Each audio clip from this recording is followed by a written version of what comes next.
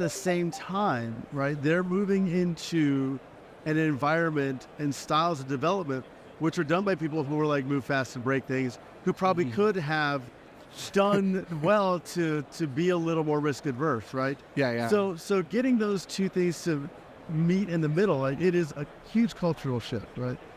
But there has to be that recognition of like, you know what, we're gonna be bad at this at first, and saying like, it's not even risk, it's a surety that when you start doing this, you're gonna be bad at it at first, and that's okay. That's so then it's like, what's the being terrible at something is the first step to being great at something, right? Yeah. So it's like if you first accept it's not a risk to be bad at it, we know we're gonna be bad at this, so we're gonna make sure we isolate how bad we're gonna be from everything else until we learn, right? And you have to go through that process, and you can't. That's what we say in cooking, right? You can't rush the sauce, right? If I turn the pan off to cook it quicker, I'm just gonna burn it. Yep.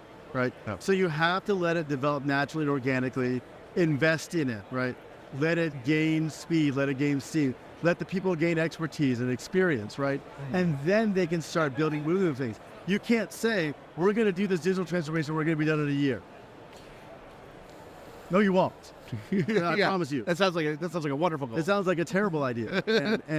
and so like, there's also that aspect of leaders who are pushing back against some things that are unrealistic and saying like, no, we have to give our people, because what do? You stress your teams out, right? And you give it by giving them unrealistic goals. So leaders are going to have to say like, hey, what we're doing is hard, and we need to recognize that it's hard.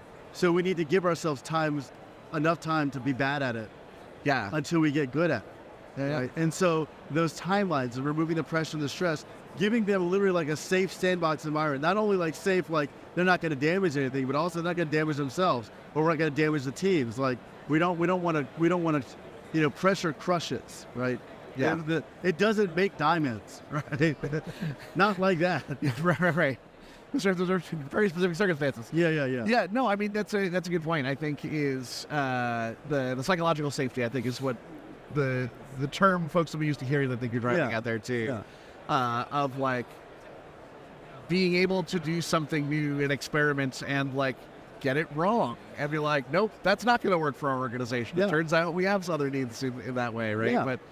But not wanting to, you've got so many pathological organizations out there where like admitting that you did something wrong suddenly is can't do that, detrimental to your career with that organization.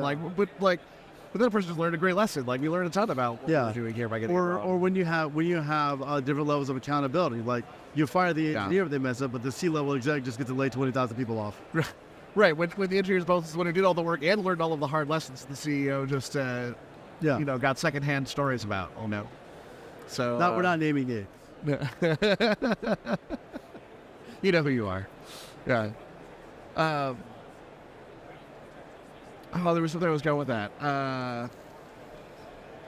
So this sort of ties in a couple things I've been thinking about SRE work, and especially as whether or not you agree with it, Google's kind of concept of SRE is the role of like kind of spreading DevOps throughout an organization, right? Like they're very much an enablement group that should be like helping folks transform their practices. I think it's a very useful model for like how that functions. But the challenge that often comes with that, like especially as we're talking about different digital practice and largely like people practices and psychological safety and shifting that accountability, the challenge I think I'm finding with these type of activities is how do you surface the value to executive teams that are still very stuck in the like, what's my US dollar figure ROI on improving the psychological safety of my development team, right? Like, and you get stuck in these interesting questions. I don't know if you've thought about this or where I have, because when a lot of the language that you speak to executives is metrics. Right? Yeah, absolutely.